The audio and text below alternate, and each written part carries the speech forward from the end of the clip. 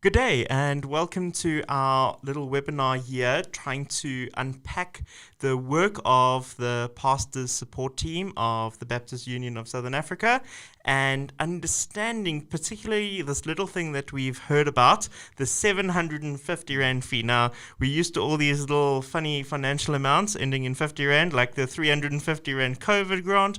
Well, we've got a 750 Rand Pastoral Support Team fee, and we want to understand a little bit more about what that is, why it is in place, and what we are trying to achieve in having this implemented. And so today I'm joined by Colin Diesel, our National Ministry Administrator, and Peter Smallbones, who's also part of the Pastor Support Team.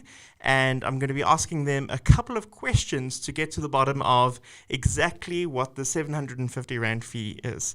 Good day, guys, and thanks for taking time to carve out what we're doing here. Peter, maybe you can just start us off and tell us, what does the Pastor Support Team do? Well, thank you, Michael, and thank you for watching and listening. Those who are there, we're glad to be able to help in this way.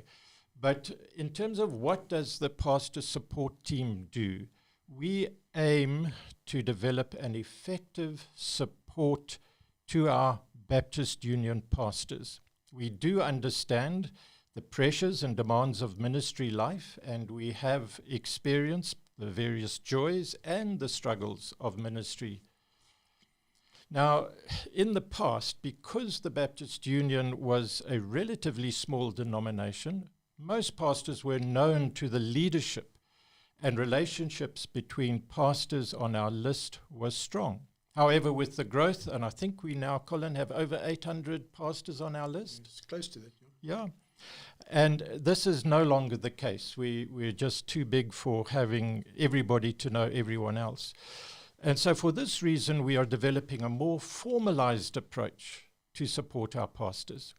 And we are now, at the moment, building capacity to offer support in at least the following areas. We want to be able to help in times of crisis. Many pastors go through all kinds of crisis in the ministry, personal and church. We want to be an encouragement for pastors to grow spiritually and to improve ministry skills such as preaching, counseling, leading, etc. We need to be a support for pastoral spouses and children. The pastoral families, we know, don't always have it very easy, and pastors' wives often are really facing emotional and personal struggles. We want to make resources available. We have already started with the Baptist Pastor, an online magazine that comes out at the end of every quarter, and you'll find that on our Baptist Union website under the Pastoral Support page. We are wanting and are already developing spaces such as our Together in Ministry groups, or our sometimes known as fraternals, in which strong relationships between pastors can be built. And this is fundamentally important because we are not lone rangers, we are together in ministry, and we really want to encourage those developments. We want to arrange pastors' conferences and retreats. Our National Pastors and Wives Conference held in February at the Baptist campsite was unbelievable. We had such good feedback. And next year we will be doing the same thing, and make sure you're there. It was a good learning spot. We want to help pastors who are facing conflicts, which we often do with our churches, and there are other difficulties in ministry that we can come alongside the pastor with. We also want to try and source funding to help those who are in a financial crisis. So that's a basic outline of what we are wanting to do as the Pastoral Support Team. Thanks, Mike. That sounds great. Okay, so all these things sound really good, but if we wanted to drill down just a little bit more, what benefits would a pastor derive from this 750 Rand fee? Yeah, unfortunately, Michael, yes, all things cost money today. There's no free meals. And so to really benefit our pastors and give input into their lives to make their jobs a little bit easier. And that's really what this whole pastoral support team structure, as Peter said, is to come alongside to make it easier. It costs a bit of money. And I want to focus on a couple of things. I don't want to be wordy about it. And so it'll first assist with all confidentiality needs. If we have to send someone out who's got an issue in his church, a conflict or a confidentiality issue, that person, there's traveling costs involved, so to deal with those types of needs. There's also spiritual assistance. Where a pastor needs someone to come alongside another pastor, just in fellowship sometimes, and it costs money to get people together on occasions. And so there's that side. There's also the physical assistance in some cases. During the early COVID period, this pastoral support team gave out 130,000 rand to assist pastors in physical need in dire cases. And that will continue. A portion of those funds will be used for that. And also just for general care for pastors and families. Pastors' families where they're going through difficulties with children, issues, where there is a need that is impacting on the ministry, we can help them with that. Then also general pastoral health. There's going to be various programs in place. One of them that we've seen at the last couple of assemblies, that we've started for the Pastors' Day at the beginning of the assembly. This assembly in Mooi River in 2022, the same. So we'll build into the pastors' lives, get speakers to talk to issues that pastors are facing. Ongoing pastoral development, and we've heard of that program that is coming, and it's not coming in right now, but it will be coming into the future. We're asking pastors to maintain a certain standard of education, study, and things like that to develop themselves. And then, of course, we end everything with retirement planning, which comes in there. There's one other thing I just want to mention as well, is the ministry lists. At the moment, I'm carrying that responsibility, but really I think it belongs under the pastoral support team, and in the future the ministry lists will be run from this pastoral support team too, and that will incur costs in maintaining those lists on an ongoing basis. Can I just come in here? I didn't mention that pastors' conference at the start of the assembly at Treverton this year, and man, it's going to be good. Really, a place to learn, a place to build relationships, a place to be encouraged, and man, we really encourage you to be there 26th to the 29th of September.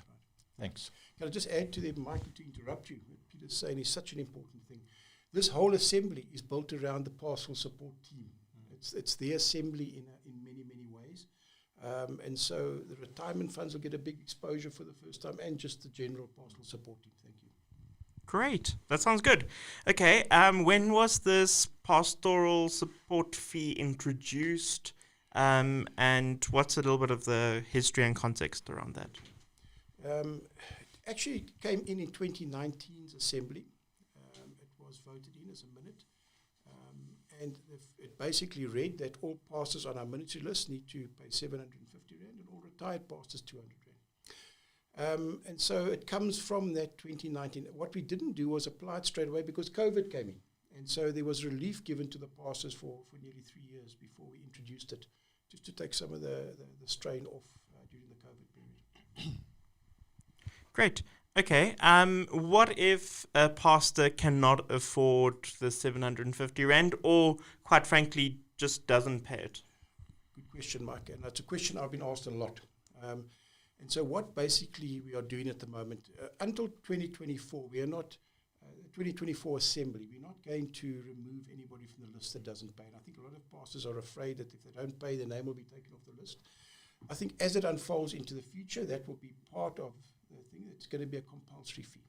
But until 2024, we're not going to remove anybody from the list. But we do encourage pastors to talk to one another. Where there is a pastor that can afford to support another pastor with that 750, or where a church can support the pastor to pay that 750, we are asking that they do that to get that. And this money is going to be spent on pastors. So we are asking pastors to give the money and support one another in that case at the moment.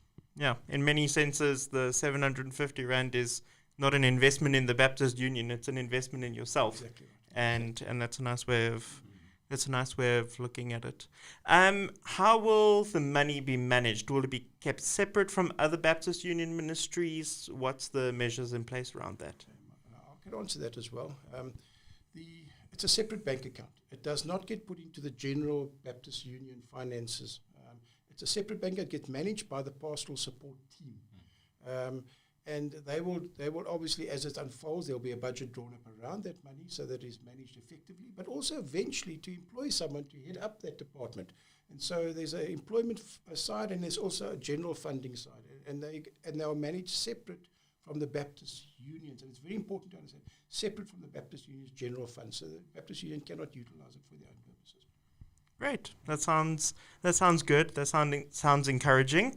If, like me, you have found an email in your inbox a few weeks ago about the invoices, actually it was months ago, I took the time to pay that last week, and I encourage you to do the same. If you've got that email with that invoice waiting for you and you can afford to pay it at this time, why don't you just take that first step and let's see what can be done when the Baptist Union Pastoral Support Team is funded and given a bit of a leg to stand on in terms of the growth and progress that we can make. Thank you so much, guys. Really insightful, and we appreciate your time. Thank you very much, Mike.